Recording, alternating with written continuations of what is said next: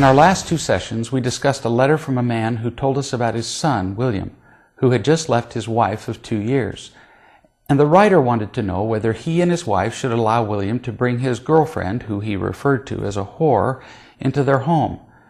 I suggested that he try understanding his son's pain first and loving his son. Now, back to the writer of the letter.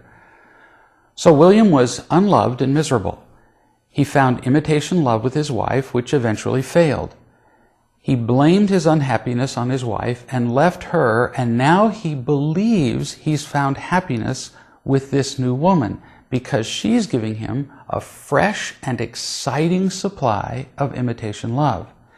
In the absence of real love, everybody who finds a new supply of imitation love is positive that they found the real thing.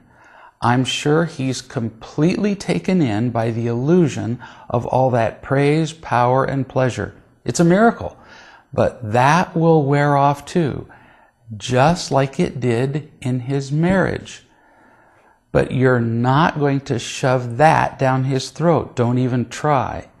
You're just going to recognize your role in getting him to the place where he is right now.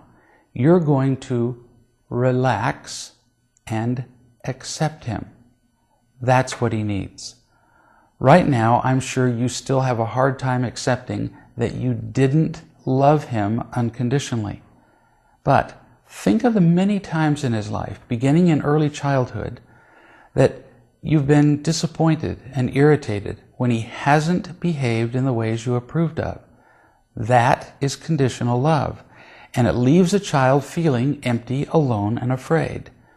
Think of how you're not loving him unconditionally right now. You're having a hard time accepting him into your home right now, just because he's making decisions you don't approve of. That is conditional love. You don't need to feel guilty about this. You've loved William as well as you could, certainly as well as most other parents love their children. But you do need to recognize what you're doing.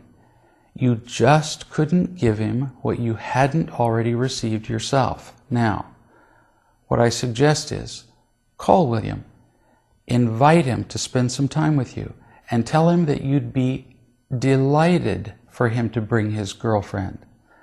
At some point, tell him that you were sorry to learn about the problems in his marriage, but only because he was unhappy, not to give him advice. You're just giving him an opportunity to talk about it if he wants. If you have no sense of judgment toward him, he might feel free to talk to you about why he left his marriage. But do not be in a hurry. It might take months for him to do that.